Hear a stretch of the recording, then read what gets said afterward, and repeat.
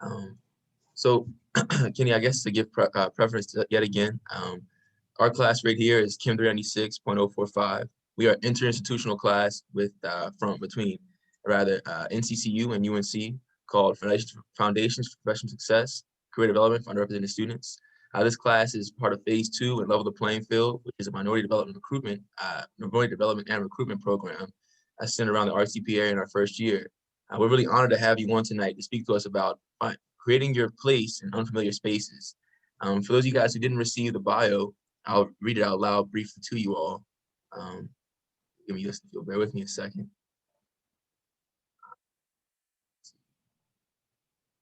Hey, Kenny, I connected with you on LinkedIn. Hey, I appreciate it. I appreciate you you reaching out, man. That's one of the first things you should be doing. Oh yeah, and we'll definitely ask at the very end if you receive your LinkedIn, and we'll try to get our students connected with you as well, Kenny. But to read his bio briefly before we get started, Kenny Coleman is one of the finest connectors you might have ever had the chance to meet. Born to Silicon Valley pioneers Ken and Caretha Coleman, his path in life started as one of the only African-American kids in a predominantly white enclave in Silicon Valley, where he had to learn to navigate certain challenges to connect with others. In high school and college, he became a football star and vocal leader on teams from Gunn High School to Utah State University. Go Aggies. After taking a few years to chase his NFL aspirations, Kenny found himself back in the Bay Area working with at-risk youth. When the recession hit around 2008, to support the youth he sought to impact, he found himself in his first sales job working for Cutco.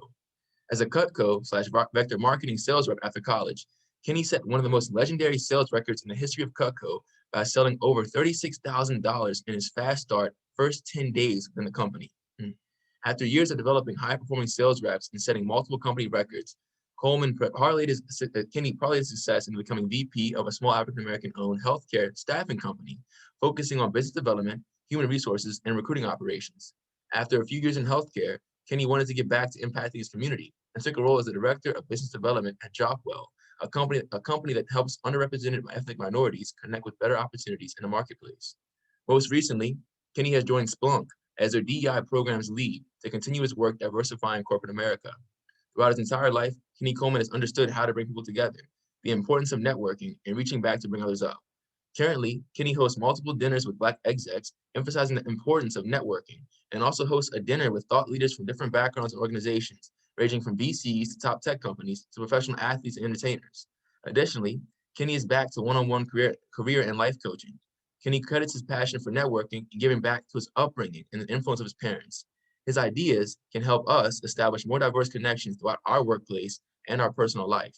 And I'm really proud to have Kenny Coleman on tonight to speak to our class about the playing field. So at this point, Kenny, we usually let our students give an introduction. I know for time, the floor is all yours. Yeah, I mean, as I spoke to you on the phone, our initial call. One, I appreciate you, asking me to join. Happy to help my community any way I possibly can.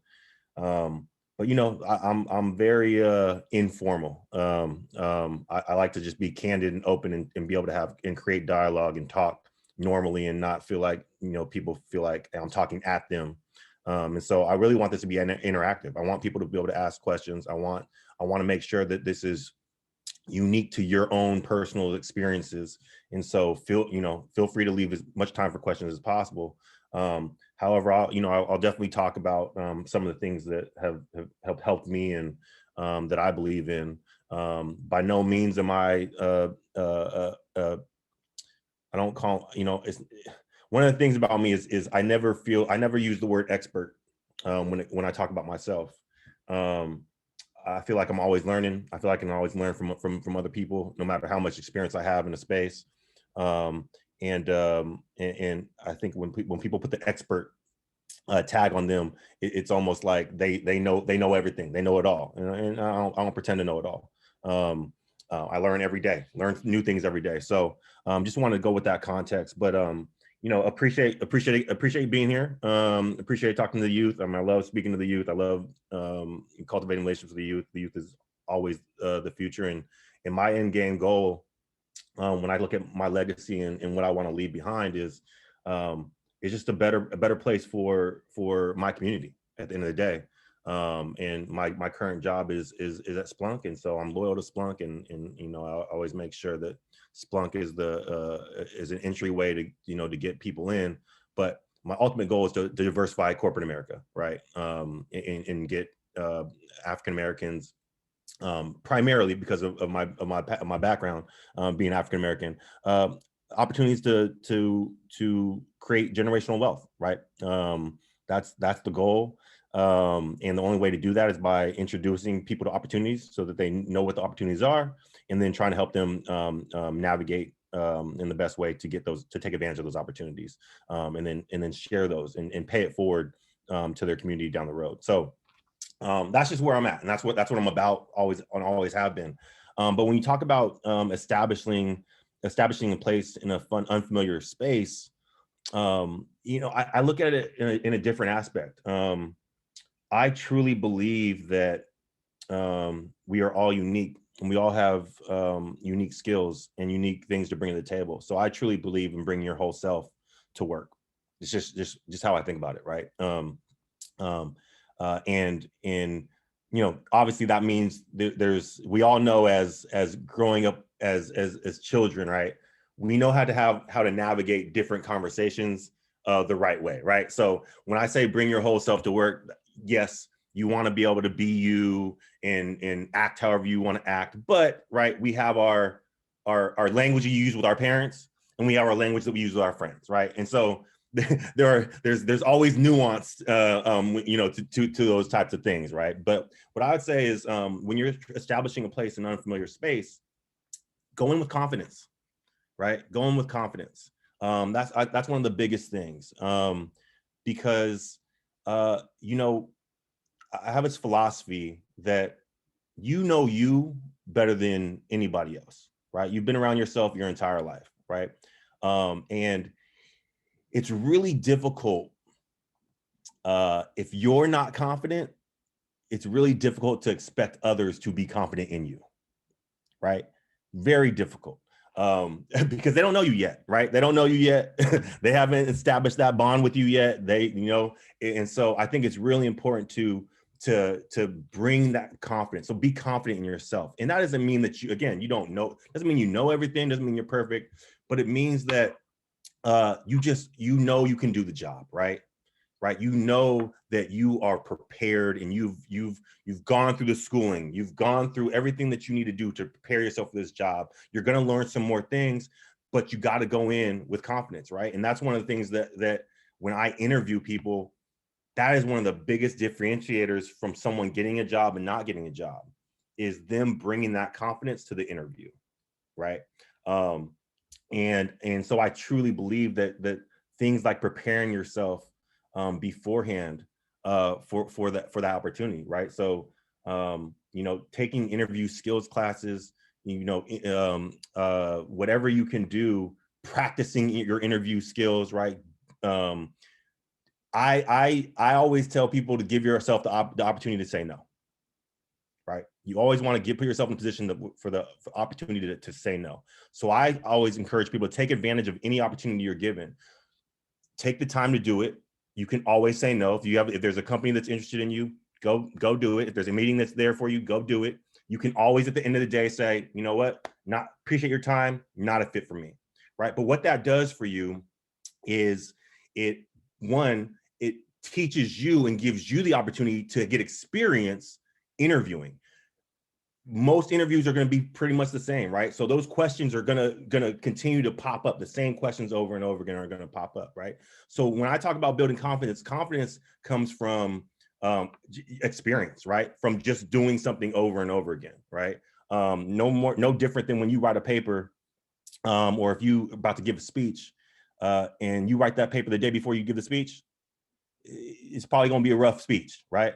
But if you've been practicing it for a couple of weeks, that speech is going to go off like that, right? And that's just building. All it did was you built confidence because you know exactly what you're talking about, right? And so those are the things that I think that you should. That's one of the things that I think you should really pay attention to. Be confident. Be confident in who you are, that you're prepared for the opportunity, because again, that will exude itself in all your relationships as you get into your roles. Be open to feedback, right? Be open to feedback. I think that's super critical, right? I think, you know, I'm not one to dump on millennials or anything like that, or like give these, like, all generations have issues, have ego, right? All generations have ego, right? And part of having an ego is sometimes not being able to take critical feedback, right? But I'm a like I said, like my bio said, I'm a former athlete. So critical feedback is what I've always thrived off of, right? I want to know what, you know, where my faults are, right? What you see from me. It's very difficult to look in the mirror, so I need to rely on others to tell me, hey, you know, what's going on here? What am I doing wrong? How can I get better, right? I got to be open to that feedback and take it, and even if it's negative and it's critical, I got to understand that that's the perception that I'm giving off, right? And so I think you have to be very open to feedback, right? And sometimes, particularly when we're the only one, it's very difficult to take that feedback, right? Because one of the things you have to do, particularly as someone that's diverse, right, is you always have to ask yourself this question, or you're not doing your job effectively. When things happen to you, did this happen because I'm a person of color? Other Caucasians, I'm like, don't have to ask that question. It's just not a question that has to be asked because of the historic history of our country, right? It's just not a question they ever have to ask, right? But as an African American, you always have to be open to asking yourself that question. It doesn't mean everything's racist. It doesn't mean that everybody's biased. It doesn't mean that every you know, situation that comes up is due to your skin color. But you got to ask the question, right? Because it puts it in context, right? So I use that example just to say that it's very critical for you to take feedback and then digest the feedback once you get it, right? Take a look at what the feedback was, and then and just really digest it, right? And try to understand it. Know your worth. Know your worth. You're valuable. You didn't get a job by happenstance. You got a job because your resume says you deserved an opportunity to interview. You got the job because you interviewed well and they took you in. They said, you know what, we're going to give you a job. They didn't just hand a job to you, right? You beat out a number of other applicants for that job. So know your worth, right? Know your worth. Know that you have value and you are adding value to your company, to your opportunity, right? You were vetted, they vetted you, and they chose you, right? They chose you. I always like to use sports analogies, and I talk about, you know, I talk to my buddies that still ball, or that used to ball, and about them knowing their worth, right? Like, sometimes you got to just make the decision that's best for you, right? You know that you know how much you put into it. You know how hard you tried, right? You have to know your worth and what your expectations are for yourselves and what works for you. Not all situations are going to work for you, right? I've told many of people that have taken jobs, hey, you got to stick this situation out.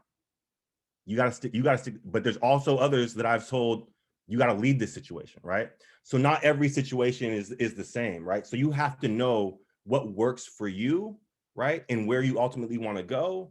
And so that should guide you on, you know, how worthy you think you are for an opportunity, how much you should take, right, during an opportunity, how awkward situations, you know, how many awkward situations you feel like you should endure, because those situations are going to happen, right? And it's very critical part of your development, because you can always quit something too early, right? Many people do. They give up on themselves too early, right? But you also can stay too long, right? And that's not just work, that's in relationship, that's in a lot of different areas of your life, right? Where you got to make those decisions, right? But knowing your worth is a critical part of that. Knowing your worth and believing yourself will help guide you, and be confident that no matter what decision you make, you will be all right. Okay, that's critical, because then you're not empowered, or sorry, then you're not held hostage by the job or the opportunity or the income, right? Some people get stuck because they're held hostage because I can't quit this job. If I quit this job, I'm not going to find another job. Or I can't do this. I got to endure this because if I don't endure it, I'm not going to be able to find another opportunity, right? Or I can't leave this relationship because no one else is going to love me. Like that is paralyzing for people, right? And you do yourself a disservice, right? So you got to know your worth, right? You got to believe in yourself, self-belief, right? Expectations. Find out what the expectations are, what's expected of you. It's really important, right? When you enter a new arena, right? Ask your boss, right? Ask your direct reports, ask your colleagues, hey, what does so-and-so leader expect from us, right? What you've worked with them, you've worked with them a while, like what do they expect? What kind of work do they expect, right? I always try to meet one-on-one with individuals within organizations, always. Even if I don't work with them or I don't work for them, I always try to meet one-on-one because, and the reason why is because I work in the DEI space, right? At the end of the day, it's a people space. And we may have DEI initiatives, we may have goals and this and that, but that's company goals. Those are standards set by the company, not by individuals. So I need to know what the individuals actually feel or think about these things, right? Because you got to understand that there are many people, and I think the past 4 years in the country have shown, right? There are many individuals that play the game, right? And say the right things, but they don't really believe or feel that way, right? And I think it's really important to understand like where people are coming from on an individual level, because that will help you work with them or not work with them, right? In the correct way, right? We're all people. We all have different likes. We have different strengths. We have different weaknesses. We have different things, different interactions, right? Different ways that we were taught what's good and what's bad, right? And so like for me, if I'm going to work on some DEI initiatives with somebody, I want to know exactly how this leader feels about DEI. Do they care? I know we set the standards, but do they care personally? Because if they don't, then I may not push that leader. I may go to the leaders that I know are in favor of diversity, that I know are going to really make change happen. Because why fight, right? Why fight with somebody to fight for them to do the right thing when I have leaders already that are willing to do the right thing? Because what will happen is as those leaders that want to do the right thing or doing the right thing, I'm going to highlight them all the time. They're doing a great job. This person's doing a great job. This person's doing a great job. And what's going to happen because of that? The other leaders are going to have to start taking notes and start engaging, because everybody has a boss, right? And as the bosses start seeing these leaders get praise and start doing the things and seeing the changes within the organization that the bosses want to see, well, what's going to happen to these leaders that aren't, right? There's going to be some pressure there, right? I don't want to have to force this conversation with you, right?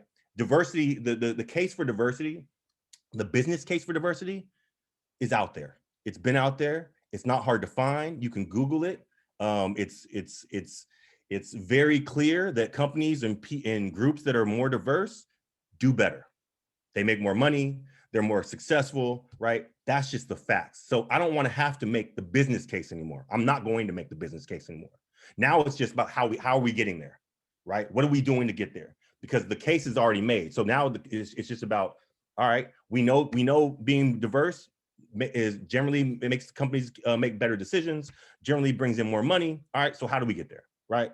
Because our goal is to make more money, right? As a company, okay. So if we're really talking about the goal being is to make more money, then let's just get there. I don't want to have to explain to you why, right? We already know why. Okay, so that's one of the great things about where the time you guys are growing up in is that these discussions have been happening for a long time, right? Companies are now feeling a little bit of pressure, right? Given things that have gone on in the country.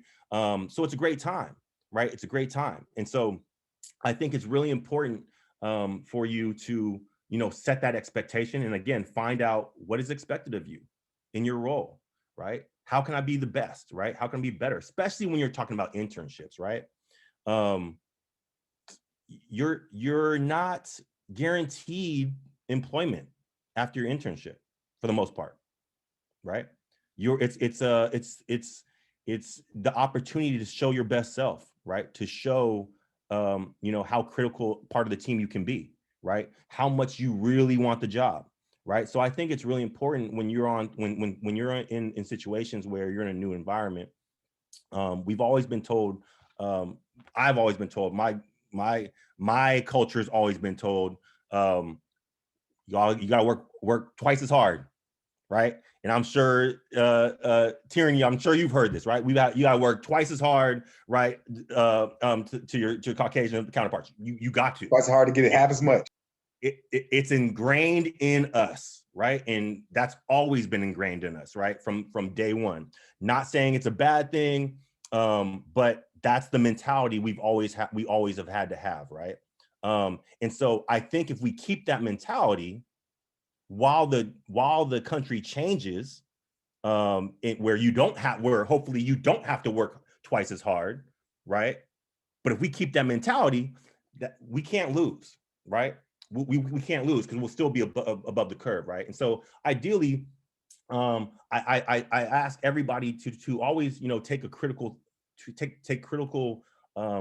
thinking in mind when situations happen in your life, man. When situations happen at work, right? Try to understand, where is it coming from, right? One of the important parts of my job is,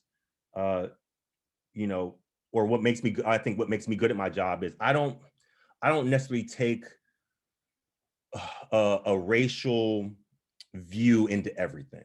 I take a biased view into everything, but not a racial view. So what I mean by that is, I don't think everything's connected to racism, right? I don't believe that every situation that comes up that's negative is a racist situation, but I do believe there is bias, right? And when I talk about bias, that just means that you were raised in a certain area, with certain media, right?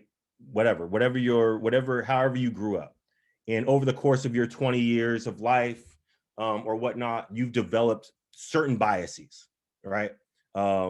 If you are African American, you tend to hang around more African Americans, right? That's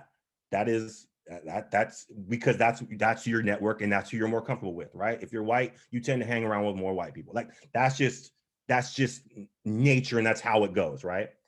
That doesn't mean you're specifically saying I won't be friends with you because you're not Black or you're not white, right? And so we got to understand that while bias comes into play, racism doesn't always come into play with it, right? And why I make that distinction is because if you believe something is racism, it's really hard to navigate past that navigate after you feel like it's racist. Like because you are so much in your feelings, it comes from it resonates with you so much that it's hard for you to find common ground when you feel like someone's being racist. When someone's being biased, right?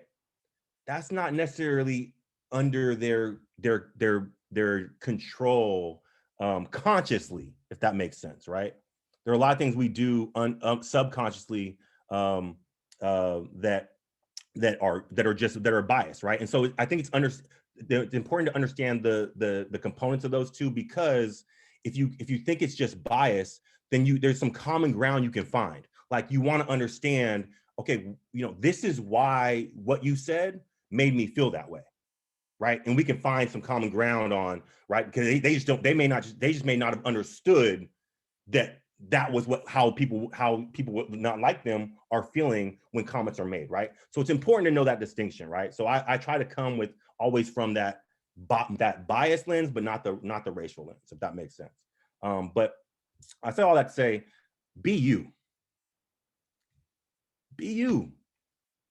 Like you guys are all, you're all enough, right? Like be you.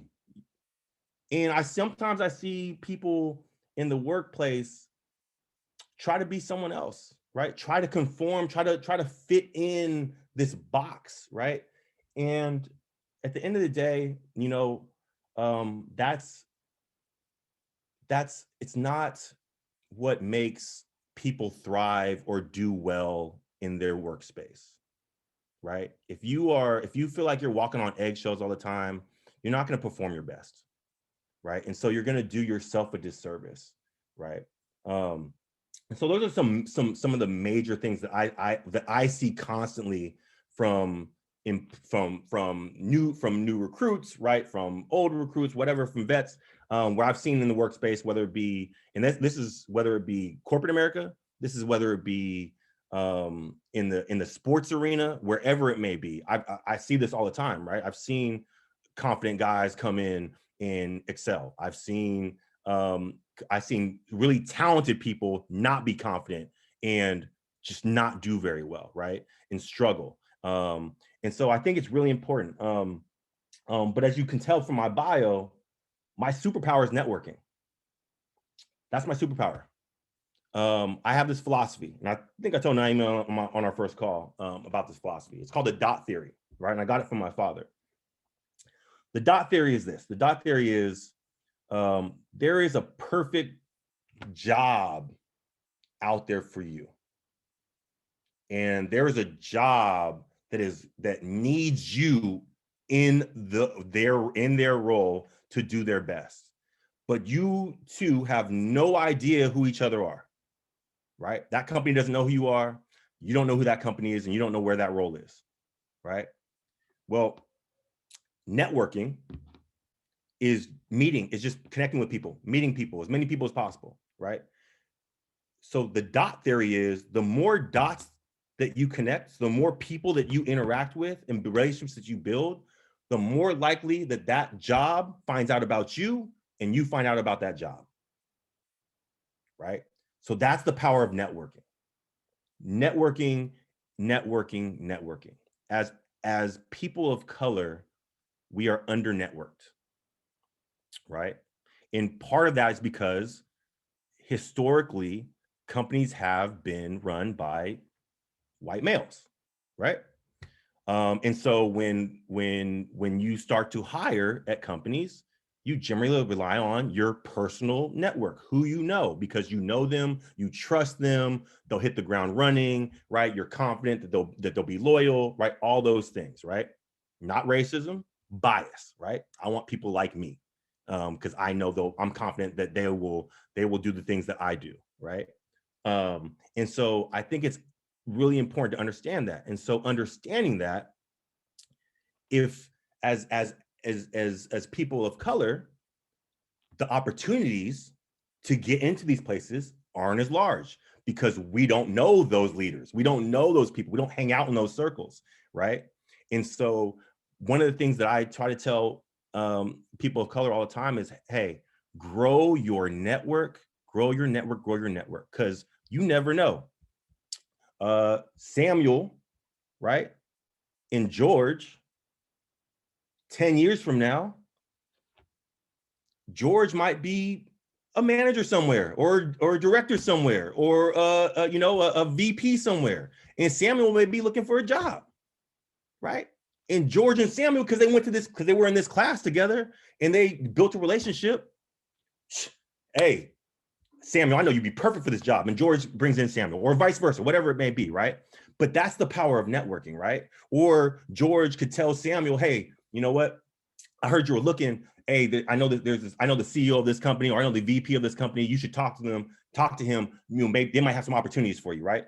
That's the power of networking, right? You get made aware of things that you may not have been aware of previously. Doors are open for you that you may not have been open to you before, right? It's always that. You guys have heard it before. It's not what you know, it's who you know, right? that is true in corporate America. It's true in every walk of life, right? Your personal relationships matter. And so I always try to tell young people, go into every relationship knowing that your relationships matter, right? Because one of the mistakes that I see young people make is they don't think someone's going to be in their life very long, so they may be rude, right, or whatnot. Man, but the way I look at it is this: when I think about people, relationships, right, making up people upset or whatever, like this is how I think about it. Okay, so what if I was rude to this person, a jerk off to this person, and then 5 years later, 6 months later, I'm trying to get a job, and that person just happens to know the boss that I'm trying to get a job with. Am I getting that job? If they ask each other about, am I getting that job? Probably not, right? And so you never know who you made a negative impact on.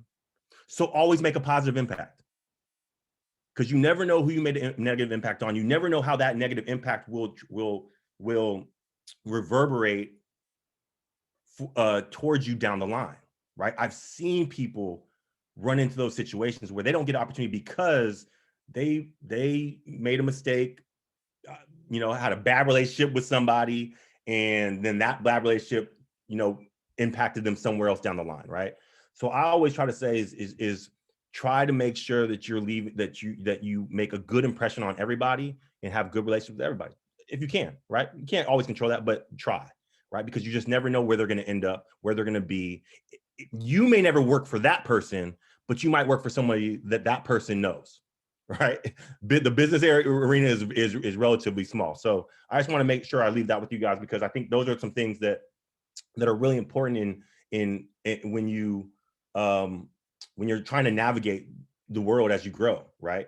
So yeah, be confident, be open to feedback, know your worth, find out what's expected of you and meet those expectations, and be you, right? Which means you're flawed, you're not perfect.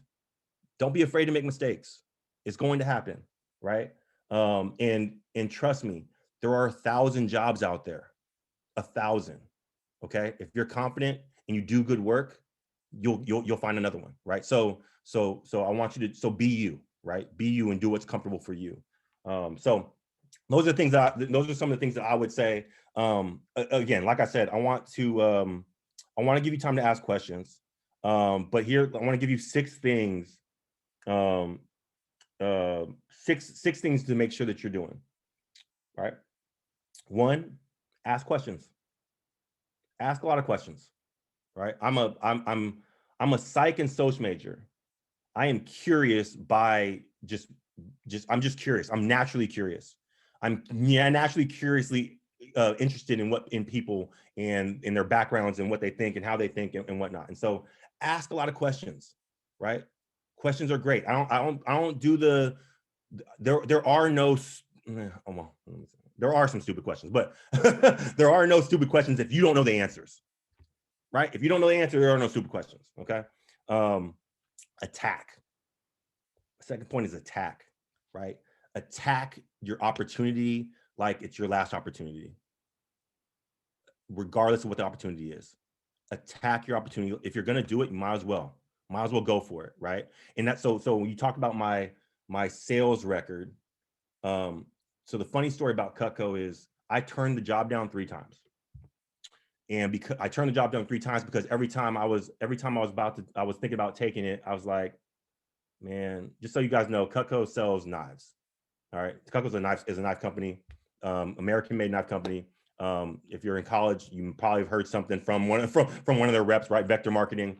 But I saw like negative reviews. I saw, some reps that weren't very good, that would say, oh yeah, it's a scam or whatever, or whatnot. And then in my personal head, I said, I've never sold before. I don't know. I'm African-American, walking into people's houses with knives. Like, I don't know if that's gonna go over too well. You know what I mean? Like, so I turned the job down 3 times. But just so happened that one of my closest friends, she had done the job probably about 4 or 5 years previously. And she was like, just try it. It's good. You can make some good money doing it. You might as well just try it. And so then I promised myself that, okay, I'm going to try it because she told me I should try it. And I promised myself, so I know the first 10 days is a fast start. I'm going to take all my preconceived notions and just throw them out the window, all my fears and throw them out the window and just say, look, For 10 days, I'm going to pay attention to this job, do whatever they told me to do, say whatever they told me to say, and then see what happens. And I'll leave in 10 days. Ended up breaking a company record. My first check was $12,000. I ended up staying for a few years after that, right? Like that sold me on it. But if I didn't jump in feet first and just go for it and just do what they told me to do and say what I was supposed to say, I never would have touched that record, because over 2 million reps have come through the Cutco offices with the same exact training that I got. The only difference is I jumped in feet first at the beginning and killed it. Now, there's a lot of reps that jump in, or there's a lot of reps that do the job. They suck for the first for a while because they don't really believe it, and they're nervous and scared and whatnot. And then they get really good later. I did the opposite. I got really good quick, right? And so therefore I made money quick, right? So let me tell you how Cutco works real quick. So at Cutco, you make 50% of everything you sell after you meet a certain sales threshold. So my thing was, well, shoot, if 30K is the threshold to make 50% of everything you sell after that, and the average order is $100, well, shoot, let me get that 50% as soon as possible. And I just happened to do it in my first week, right? But so for the rest of my career, the average sale is $100, right? Well, if I get up in the morning and sell $100 order, I made $50 an hour, right?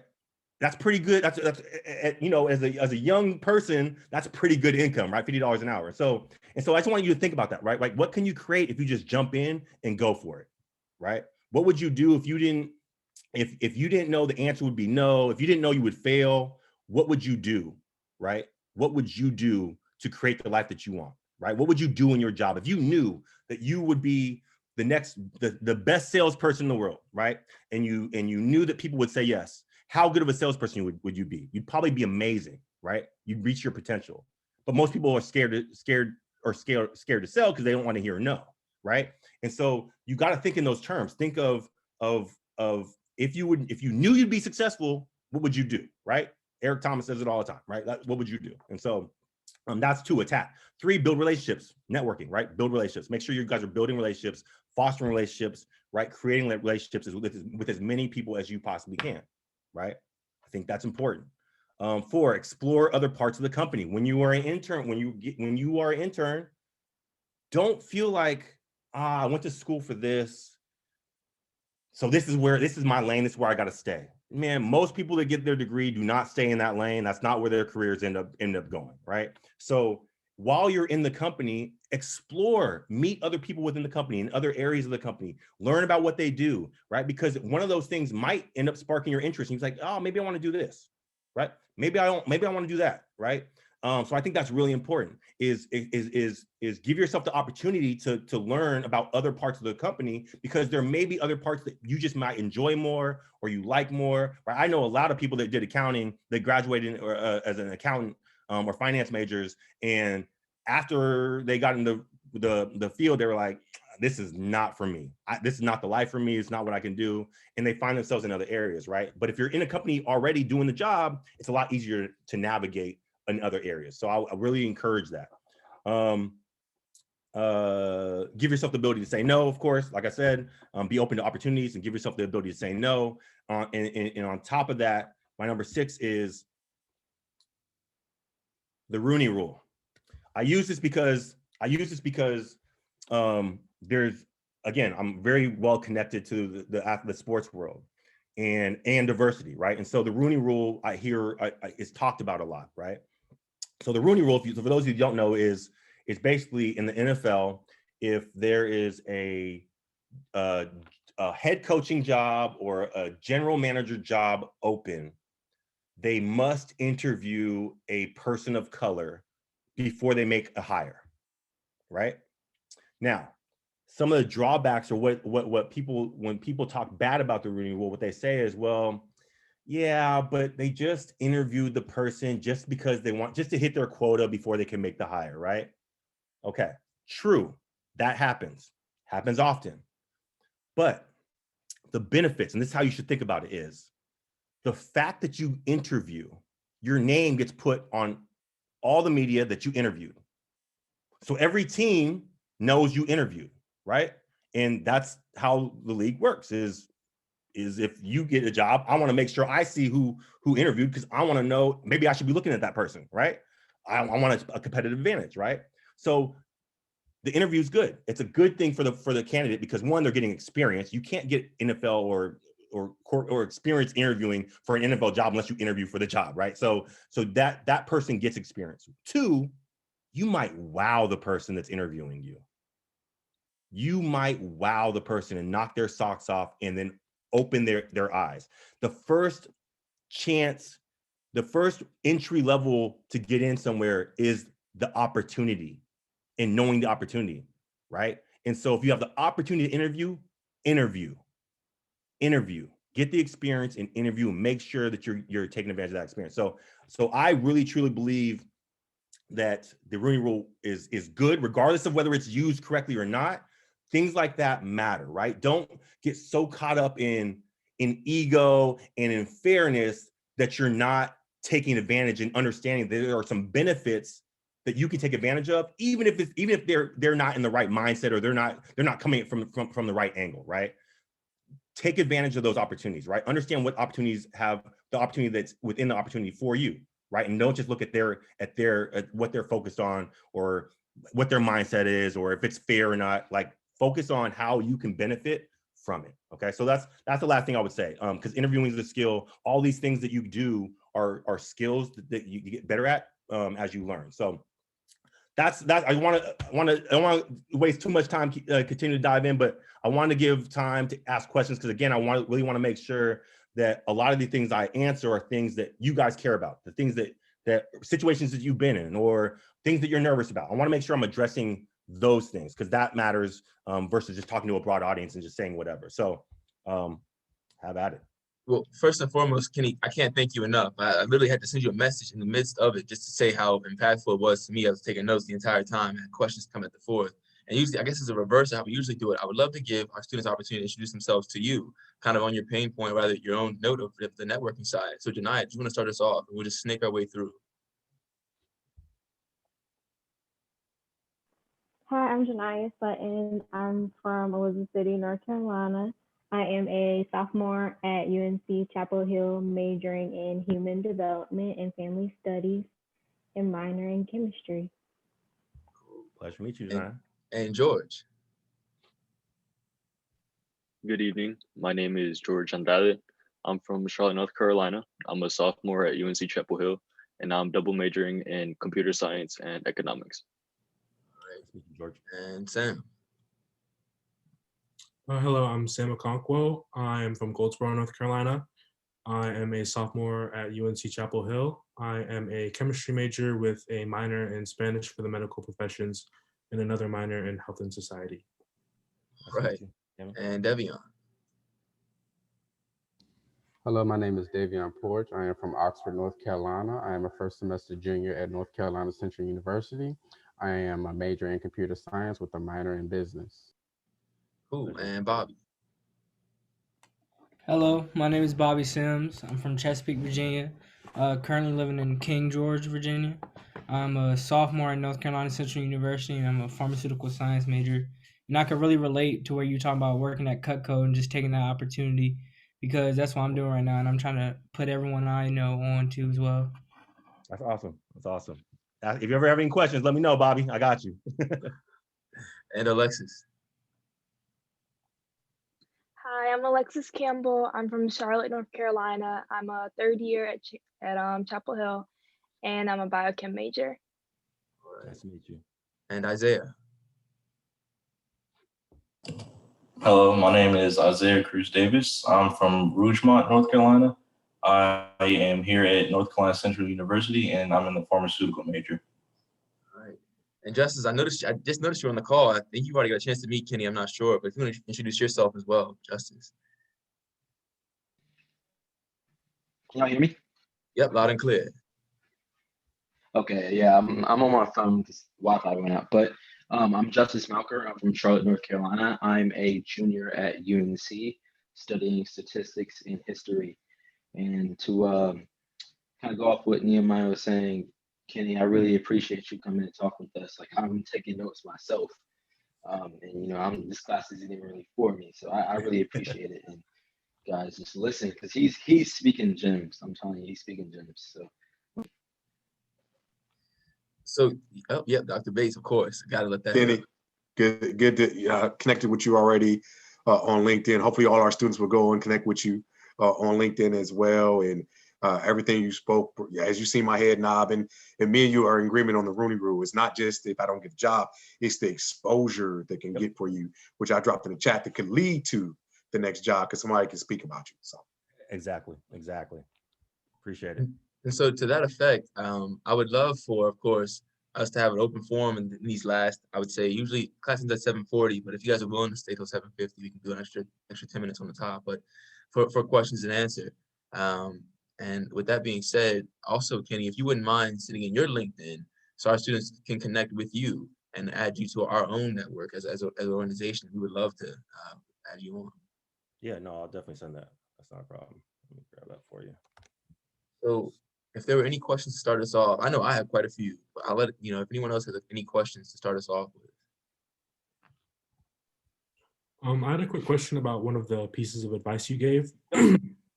When you said explore other parts of the company, and as a person with a couple interests myself, I was wondering, especially if you're working under someone, what would be the best way to start exploring other parts of the company while, you know, communicating to your boss that you're still like committed to the work that you're currently doing for them?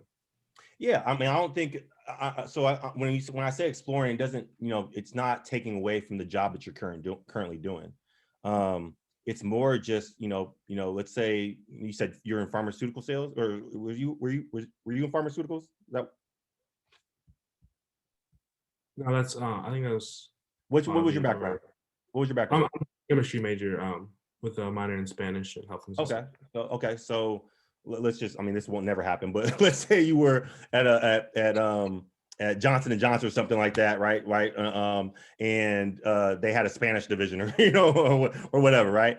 It's not taking away from your job, right? By meeting the leader of the Spanish organization, right? Or meeting some colleagues from that organization, right? And just exploring like your other interests, right? As humans, we have many different interests, right? Like it's not one fit in this box and you can't be interested here and there. Like you can have many different interests, right?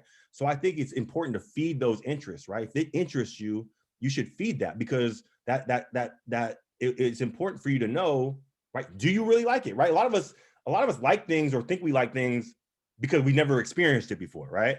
The way I think about it is like some people always talk about how, like, you ever had those people that will say, oh, if that was me, I would have done that. And then they get put in the situations like, ooh, a little bit different, right? Like we always like to talk about things we've never done, right? So I think it's important to learn about the things that you haven't done or aren't doing or you're interested in, to figure out if you're really interested or not, or if, because once you start doing it, you may not like it, right? And so I think that, I would talk to other people within the organization, some of your other colleagues, right? Maybe some of the leaders, right? And just ask like what the day-to-day is like what's the experience like, right? Ask those things, because again, the idea that you graduate and then whatever you graduated in, this is the box that you're in now.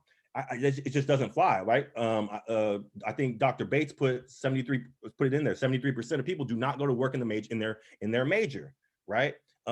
Which means they're learning a ton of stuff that they didn't learn in school at their jobs, right? And so just because you don't know it, just because you haven't done it yet, does not mean that it's not something that you might interest you down the road. So I would say just take advantage of the opportunity to learn as much as you can, because again, most people do not go down the road that they thought they were going to go down. Thank you so much. Mm-hmm. Thank you. Also, be open to advice from leaders, right? So sometimes, whether it's a recruiter or a leader, sometimes they'll see something in you that you don't see in yourself, right?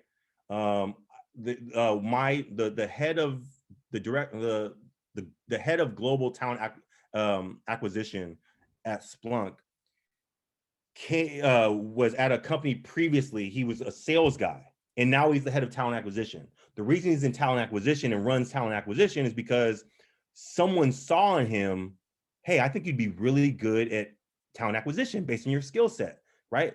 Sales and recruiting are very similar, but I feel like you have the right personality. And so he transitioned into recruiting and ended up being a global head of talent acquisition at a large company, right?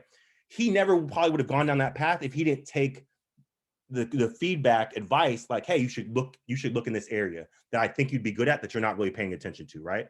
There are people that have been in the field for a long time that can just tell personalities that fit certain jobs and certain roles, and you should just think about those when people offer that to you. Think about it. Don't shut it down immediately. There's a reason why they see that in you, right? There's a reason why they think that of you. So I would take that again, because there are sometimes while sometimes, even though I said that how can someone else be more confident in you than you, sometimes it's actually the fact that people do believe in you more than you believe in yourself, right? I don't think it's common, but it happens. It does happen. So I would say be open to advice. Thank you. You know, a question I had, Kenny, is more along the lines of, so both of I guess actually Bobby's an athlete here. Jarvis was on the call. He's an athlete. They both run track at NCCU. You being an athlete as well. I myself being a practice player for the basketball team here. We're all, individuals with big hands, larger bodies. And as we go into these spaces, how do we not intimidate people? And even if we're not larger bodies, I know sometimes the bias we spoke about, if we have a certain look of a certain hairstyle, of a certain already perceived presence of being loud spoken or soft spoken, how do we not intimidate those around us as we are ourselves? Yep. I don't want to shrink my body. I don't want to Nope. lessen who I am. But the best way I can say it is, ain't your problem. Ain't your problem. It's not your problem. It's not your problem. It is not your job to make people feel comfortable with the way you look. Like, it's just not, that's not your job. If they're uncomfortable with the way you look, that's a them problem. That's not a you problem, right? That's not a you problem. And so I would say is you can't conform to how other people's perceptions and how they're feeling and what they're uncomfortable with, right? You can't, because again, for you to do your best work, you have to feel comfortable, right? For you to do the best job possible, you got to feel confident. You got to feel comfortable, right? And that means being you and being who you are. Now, again, there are some parameters there, right? Like you can't walk in the office, nude, right? I mean, like you gotta, like there are some rules there that you got to make sure that you abide by. But when it comes to like, how you talk, how you walk, what you wear, or what you look like that's, man, if someone has a problem with that, I'm sorry. There's too many people in the company for you to have to move and shake and move based on how each person feels, right? Like that's just too difficult to do, right? And so I'm sorry. Like I'm only 5'11", I'm 220, 5'11", 220, but I'm walking in however I walk in, right? Like I'm gonna be respectful. I'm gonna respect myself and make sure that I'm clean, clean cut or whatnot. And especially when I'm working with people, I want to make sure that that I'm presentable. But I'm not going to go out of my way to make them feel comfortable. That when it doesn't have to do with my actual job. Am I doing a good job? That's really all you got to be concerned about. Am I doing the job the company's asked me to do? And am I thriving? Am I hitting my goals, hitting my quotas? Am I doing everything they're asking me to do? That's the only thing I really am worried about, because if I'm doing that, that's really the only thing I should be judged on, right? And that's where we want to get to. When people say, I don't see color, like, no, the world sees color. Maybe you don't see color, but the world sees color, but I got to live in it. And so, but I need you to judge me on me, right? And so when the world really doesn't see color, that will mean we are all judged on just by our work, right? That's not the case now, but that's how it needs to be. And so you should act accordingly. Do the work, do a good job, and then make them tell you why you're not good at your job, right? And that's the only thing I want to hear from you. To be honest, that's just how I feel about it. So that's my opinion. But I appreciate that. That makes a lot of sense. Yeah. We got about 5 minutes left for any other questions that are out there. Anybody else have any other thoughts or ideas?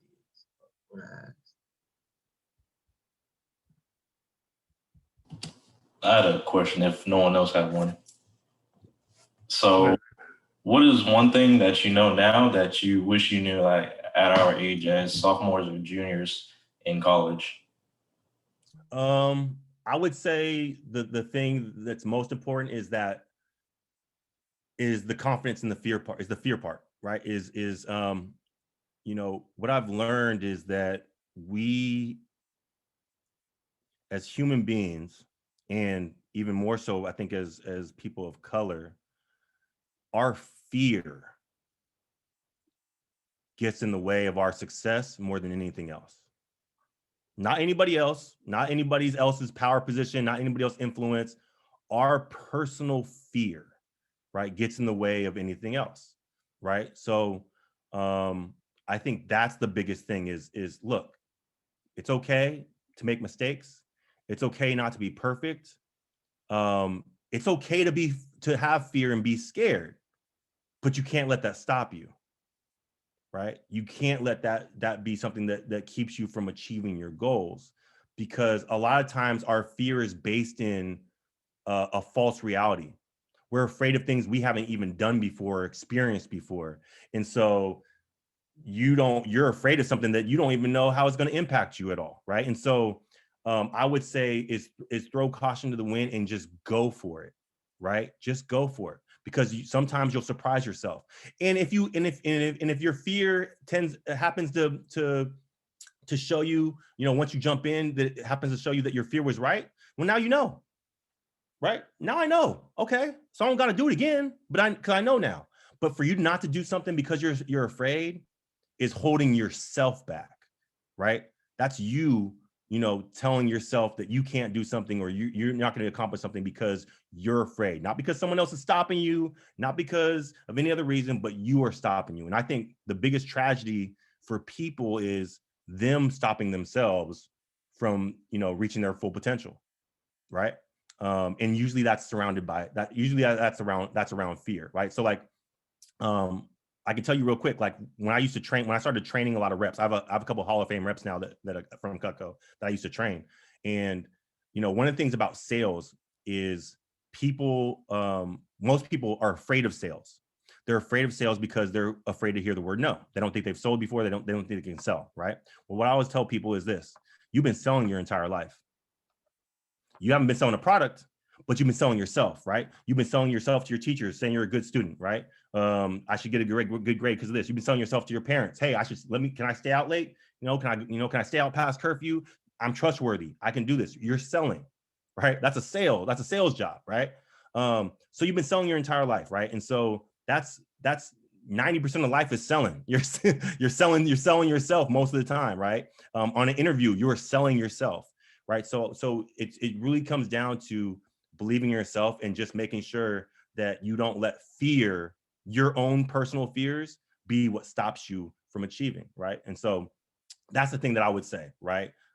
Is to not let fear be the thing that holds you back, right? Because it holds most of us back, right? Most people don't start new businesses because they think they know the statistics say when you start a new business, you're more likely to fail, right? No one wants to fail, right? So that's why people don't start new businesses, right? But if you look at stories like Oprah, right? Like Kentucky Fried Chicken, right? A number of places were told no and failed and did not make it the first time they tried to. Oprah was told that she could not do TV, talk show television. Oh, this is Oprah. Right? This is Oprah. We're talking about a billionaire, right? Like the face of talk of daytime talk, right? That's who we're talking about. She was told that hundreds of times she couldn't do it. She wouldn't do it. She wouldn't be good enough, right? She couldn't, and she's done it. And so that's the thing, is you got to persevere and believe in yourself. And that's what it takes to create a company. That's what it takes to be successful. You can't be worried about failing, right? We all do it. So what I always tell people is fail forward. Fail forward.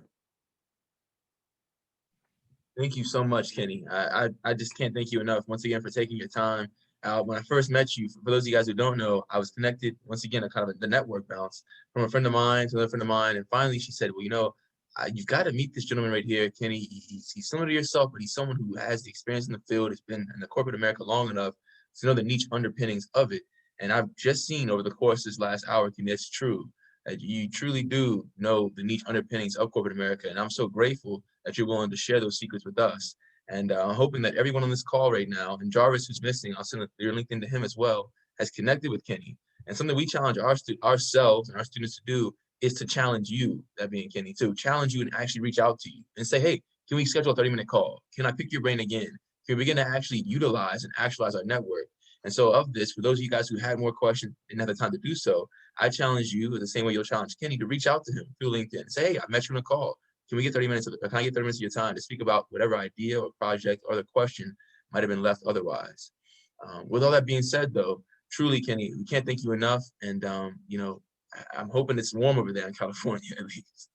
Well, actually, I'm in Maui right now, so I'm good. I'm real good right now. Okay, cool. But hey, let me say this to the group just about LinkedIn.